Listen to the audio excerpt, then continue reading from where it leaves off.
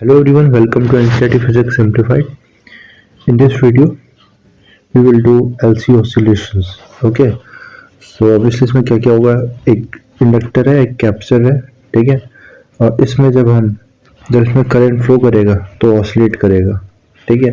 एक बार capacitor charge होगा, ठीक है, वो इलेक्ट्रिकल एनर्जी की फॉर्म में एनर्जी स्टोर करता है, और एक बार मैग्नेटिक फॉर्म में इंडक्टर में एनर्जी स्टोर करेगा, तो इनके बीच में करंट ऑसिलेट करेगा, ठीक है। और फिर इसके बाद इसका प्रैक्टिकल एप्लीकेशन भी है, ठीक है। इलेक्ट्रोमैग्नेटिक वेव की जनरेशन के लिए, सिग्नल की जनरेशन के लिए यूज करते हैं उसको, टैंक सर्किट वेव बोलते हैं। और ये कुछ किस तरह ऑसिलेट करेगा, जैसे मैकेनिकल सिस्टम ऑसिलेट करता है ना, स्प्रिंग ऑसिलेट करती है, उससे कंपेयर करेंगे उसको। ये चीज़ें पढ़नी से आप इस पैराग्राफ में स्टार्ट करते हैं, काफ़ी इंपॉर्टेंट है एलसी ऑसिलेशन, ठीक है। We know that a capacitor and an inductor can store electrical and magnetic energy respectively. तो capacitor electrical energy store करता है, while inductor stores magnetic energy. When a capacitor initially charged is connected to an inductor, the charge on the capacitor and the current in the circuit exhibits the phenomenon of electrical oscillation similar to oscillation in mechanical system. जब एक capacitor को starting में से charge करेंगे, उसको inductor के across connect करते हैं, इंडक्टर से कनेक्ट, जैसे एक डायग्राम में देख सकते हो। तो जो चार्ज है कैपेसिटर में, ठीक है, और करंट है सर्किट में, ये क्या करेगा, इलेक्ट्रिकल ऑसिलेशन करेगा, ठीक है। पहले पॉजिटिव चार्ज देखो इस प्लेट में होगा, फिर जब पानी इसमें आ जाएगा पॉजिटिव चार्ज, इस तरह से ये ऑसिलेट करेगा, चार्ज मतलब कैपेसिटर में ऑसिलेट करेगा, और पूरे सर्किट में करंट ऑसिलेट करेगा, और ये मैकेनिकल सिस्टम की ऑसिलेशन जैसा होगा। कंपेयर करेंगे उसको हम फिर चैप्टर के एंड में, जब इस पैराग्राफ के एंड में। Let a capacitor be charge QM and connected to inductor shown. तो इसको हमने चार्ज कर दिया, मैक्सिमम चार्ज कर दिया इस कैपेसिटर QM। स्टार्टिंग में टाइम 0 में इसका चार्ज इतना था। The moment the circuit is completed, the charge on the capacitor start decreasing. और जैसे ही कनेक्ट कर देंगे, इसका चार्ज डिक्रीज होने लगेगा, और इससे करंट, सर्किट में करंट आ जाएगा। ओके ओके, नाउ देखो ना, ये क्या है बेसिकली, कैपेसिटर है वो, उसका पोटेंशियल अभी हाई है क्योंकि इसमें चार्ज है, तो ये क्या होगा, अब ये हाई पोटेंशियल लो पोटेंशियल को मूव करने लगेगा, ठीक है। तो ये इसकी जो एनर्जी है, जो इसमें एनर्जी स्टोर है कैपेसिटर, वो किसमें डिक्रीज होने लग जाएगी, मैक्सिमम पोटेंशियल एनर्जी स्टोर है। अब किसमें, अब इसकी एनर्जी बढ़ने लग जाएगी, किसकी, इंडक्टर के अक्रॉस, ठीक है। मैग्नेटिक फील्ड में एनर्जी स्टोर होने लग जाएगी, क्योंकि ऑपोज करेगा, मैग्नेटिक फ्लक्स में जनरेट होगा, और वो ऑपोज करेगा मैग्नेटिक फ्लक्स चेंज, ठीक है। और तो उसके बाद ये मैग्नेटिक फील्ड की फॉर्म में एनर्जी स्टोर हो जाएगी, और फिर उसके बाद ये फुली चार्ज हो जाएगा, ठीक है। तो इसमें मैग्नेटिक मैक्सिमम हो जाएगी, ठीक है। और ये इसका जो, जब ये डिस्चार्ज हो जाएगा, ठीक है, तो करंट क्या होने लगेगा, अब डिक्रीज होने लगेगा। ये डिक्रीज होने लगेगा, ये क्या करेगा, फिर करंट को करंट की डायरेक्शन में ईएमएफ प्रोड्यूस करेगा, मैग्नेटिक, अपनी जो मैग्नेटिक फील्ड की फॉर्म में एनर्जी स्टोर थी उसको लूज करके, ठीक है। फिर इस प्रोसेस में लेकिन क्या होगा, कैपेसिटर डिस्चार्ज हो जाएगा, फिर से चार्ज हो जाएगा, ठीक है। और इसके बाद तरह से साइकिल चलती रहेगी, कब तक कि चार्ज होने किया, और इसके बाद इंडक्टर में मैग्नेटिक फील्ड स्टोर और डिस्टोर होने की, और उसमें से एनर्जी ये रिलीज और स्टोर और रिलीज करेगा, ठीक है। तो इस तरह से ये एनर्जी जो करंट है ऑसिलेट करेगा, ठीक है। एक बार ये चार्ज होगा, एक बार ये चार्ज होगा, ठीक है। नॉट चार्ज होगा, वो मैग्नेटिक फील्ड में एनर्जी स्टोर करेगा, ठीक है। अभी देखेंगे इस चीज को डिटेल में। तो यहाँ देखो, लेट Q एंड I, तो मैथमेटिकली लिखते हैं अब इसको, let Q and I be the charge and current in the circuit. तो Q चार्ज है, ठीक है, और I करंट है सर्किट में किसी टाइम t में। Since di/dt is positive, the induced EMF in L will have polarity as shown, ठीक है। क्योंकि देखो जो rate of change of current क्या है, पॉजिटिव है, इंडक्टर के अक्रॉस क्या है, करंट है वो बढ़ने लग रहा है, पॉजिटिव है, तो कितना हो जाएगी इसकी पोलैरिटी, देखो यहाँ पर पॉजिटिव आ जाएगा ई के अक्रॉस, और यहाँ पर नेगेटिव आ जाएगा, तभी तो क्या करेगा, ऑपोज करेगा ना, ठीक है। बैक ईएमएफ जो हम बोलते हैं, तो किरचॉफ लूप लगा देंगे, लेंज लॉ से माइनस आ गया ये, तो इसके अक्रॉस कितना पोटेंशियल डिफरेंस है हमें पता है, V Q upon V C क्या होता है, V C is yes C is charge upon potential difference potential, and यहाँ से आ जाएगा वी क्या आ जाएगा Q upon C minus L loop लगा देगा। नेगेटिव से पॉजिटिव ऐसे भी देख सकते हैं, नेगेटिव से पॉजिटिव जा रहे हैं तो पॉजिटिव लिया, पॉजिटिव से नेगेटिव जाएंगे तो नेगेटिव लेना पड़ेगा, नहीं तो लेंजेस लॉ से भी बोल सकते हैं इसको। तो यहाँ जाए L D I by D, तो रेट ऑफ चेंज ऑफ जो कितना ई एम एफ प्रोड्यूस होगा तो हमें पता है L D I by D T, हम पता है हमें। ओके तो आई क्या आ गया देखो minus D Q by D T, क्यों हो रहा है क्योंकि देखो इस केस में अभी क्यू डिक्रीज कर रहा है, आई इंक्रीज कर रहा है, कैपेसिटी जो चार्ज है उस प्लेट के अक्रॉस उसमें डिक्रीज कर रहा है, ठीक है, कैपेसिटी के अक्रॉस, और जो करंट है वो इंक्रीज कर रहा है, तभी माइनस जो चार्ज डिक्रीज कर रहा है करंट इंक्रीज कर रहा है, ठीक है, तभी माइनस का साइन लगाएंगे। ओके तो ये क्या हो जाएगा, इसको क्या कर दो L D I by D T को क्या लिख सकते हैं, double differentiation of charge D Q D two Q by D T square, और पूरे को एल से डिवाइड कर दिया, पूरे को क्या कर दिया एल से डिवाइड कर दिया, ठीक है, तो यहाँ से हट जाएगा एल नीचे आ जाएगा, और क्योंकि देखो I minus D q by D t था तो ये प्लस हो जाएगा, ठीक है, तो क्या गया D two Q by D T square plus one upon L C Q is equal to 0। Okay आपको 11th क्लास याद करनी पड़ेगी सिंपल हार्मोनिक मोशन के लिए। अब सिंपल हार्मोनिक ऑसिलेटर की जो डिफरेंशियल इक्वेशन होती है वो इसी फॉर्म में होती है, D two X by D T square plus omega not square X equal to 0, ठीक है। तो जो चार्ज है जब कंपेयर ये चार्ज की डिफरेंशियल इक्वेशन है, ठीक है, इसमें चार्ज है, डिस्प्लेसमेंट की जगह यहाँ क्या है चार्ज है। ओके तो इसमें चार्ज ऑसिलेट कर रहा है नेचुरल फ्रीक्वेंसी कितनी से ओमेगा नॉट से, कंपेयर करें इससे अगर हम, और ओमेगा नॉट क्या जाएगा कंपेयर करने पे ओमेगा नॉट आ रहा है यहाँ पर 1/√LC, ठीक है। ओके नो तो चार्ज साइनोसॉइडली वेरी कर रहा है, ठीक है, तो चार्ज की इक्वेशन क्या जाएगी, किसी भी इंस्टेंट में चार्ज कितना हो जाएगा QM cos omega T plus phi, ठीक है, जिसमें QM maximum value of charge है, फाई फेज कांस्टेंट है। Since Q is equal to QM at T is equal to we have cos, ठीक है। तो मैक्सिमम कब था चार्ज कैपेसिटी का, जब स्टार्टिंग में मैक्सिमम जब फुली चार्ज था टाइम 0 पे, ठीक है, और तो ये cos फाई क्या आ जाएगा मैक्सिमम, तो यहाँ Q देखो QM था QM, ओके, और cos टाइम 0 पे तो cos 0 हो जाएगा cos फाई, ये 1 आ रहा है, तो फाई कितना आ रहा है, फाई cos कितने में 1 होता है, cos 0 1 होता है, तो फाई 0 आ गया, ठीक है, स्टार्टिंग में जो फाई है वो 0 आ गया, 0 टाइम 0। तो फिर इन द प्रेजेंट केस तो देखो चार्ज की इक्वेशन क्या आ गई है, Q is equal to QM sine cos omega not T, क्योंकि फाई 0 हो गया T 0 पे, ठीक है।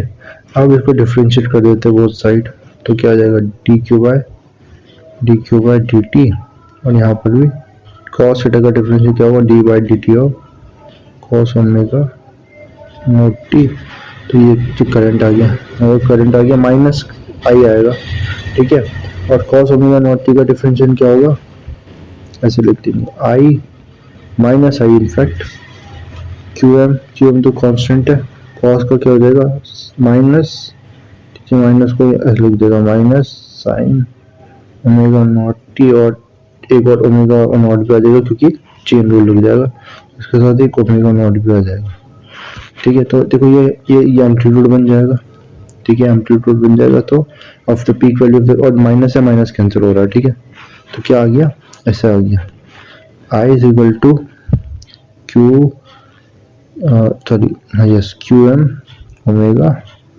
Sign omega not t, compare करें इस पे तो ये तो ये एम्पलीट्यूड है पीक वैल्यू करंट की, तो ये आई नॉट जो लिखा हुआ है साइन ओमेगा नॉट टी, तो आई एम किसके बराबर है, आई नॉट या एम किसके बराबर, QM ओमेगा के बराबर है, ठीक है, Q नॉट ओमेगा एम के बराबर है। ये तो मैथमेटिक्स की बात है, कोई विजुअलाइज करते हैं। अब देखो let us now try to visualise how this oscillation takes place in the circuit, कैसे ऑसिलेशन हो रहा है। Figure 7.19 shows a capacitor with initial charge Q connected to an ideal inductor. ठीक है, इनिशियल कंडीशन दे रखी, देखो ये कैपेसिटर फुल्ली चार्ज है यहाँ पर, तो क्या फुल्ली चार्ज है तो हमें पता पोटेंशियल एनर्जी अक्रॉस और कैपेसिटर कितना होता है, तो Q स्क्वायर अपॉन 2C है ना, half Q square upon C। अब क्योंकि चार्ज मैक्सिमम है तो Q1 लिखा है, ठीक है।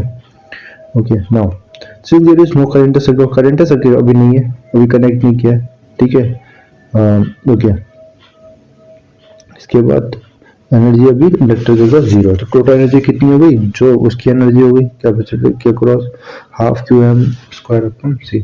अब कनेक्ट कर दिया, करने के लिए तो करंट बढ़ने लगेगा, ठीक है, करंट बढ़ने लगेगा तो उसमें EMF, इसमें मैग्नेटिक फील्ड के फॉर्म में एनर्जी स्टोर होने लगेगी और इसमें से डिक्रीज होने लगेगा, तो ये दोनों में से कोई भी, दोनों ही नॉन जीरो हो जाएंगे, ठीक है। तो डिक्रीज होने लगेगी इसकी पोटेंशियल एनर्जी और इसकी इंक्रीज होने लगेगी, नॉन जीरो हो जाएंगे, ठीक है। साथ ही साथ स्पेस से भी कनेक्ट इसको किया, स्प्रिंग देखो हमने स्प्रिंग मास सिस्टम जो है ये, ठीक है, इस पर हमने एकदम इसकी इक्विलिब्रियम पोजीशन थी, ठीक है। अब क्या किया, यहाँ से इसको पुश किया अंदर की तरफ, जैसे पुश करेंगे अंदर की तरफ तो क्या जाएगी, अब यहाँ पर पोटेंशियल मैक्सिमम थी, देखो यहाँ पर पोटेंशियल मैक्सिमम थी और यहाँ पर क्या हो गया पोटेंशियल एनर्जी, ठीक है। पोटेंशियल एनर्जी क्या हो जाएगी, अब काइनेटिक एनर्जी जैसे पुश कर रहे हैं काइनेटिक एनर्जी बढ़ने लगेगी, ठीक है, काइनेटिक एनर्जी बढ़ने लगेगी और पोटेंशियल एनर्जी कम होने लगेगी, ठीक है। ओके, इसके बाद ओके नाउ देखना, आगे देखेंगे next. At t is equal to 0, the switch is closed. The switch is closed and the capacitor start to discharge, ठीक है, कैपेसिटर डिस्चार्ज होने लगेगा, मैंने अभी बताया।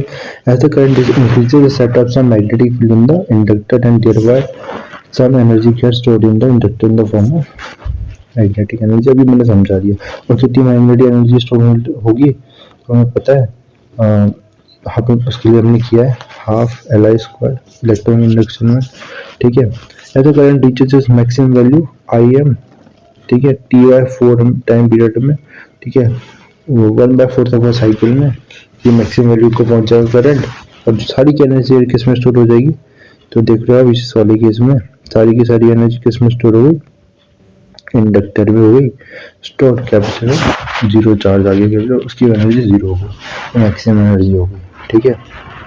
इसके बाद द कैपेसिटर नाउ और total energy half Li square हो जाएगी, ठीक है।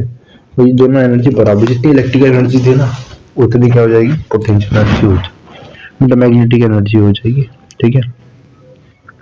The current now start discharge charging the capacitor, और अब देखो अब कैपेसिटर चार्ज होने लगेगा, ठीक है, ऑपोजिट पोलैरिटी के साथ कैपेसिटर चार्ज होने लगेगा, ठीक है। तो अब उसकी मैग्नेटिक एनर्जी डिक्रीज होने लगेगी, ठीक है, और ये फुल्ली चार्ज हो जाएगा T/2 तक, फुल्ली चार्ज होगा, अब इंडक्टर ने अपनी पूरी मैग्नेटिक एनर्जी लूज कर दी, ठीक है, तो ये फुल्ली चार्ज हो गया, ठीक है।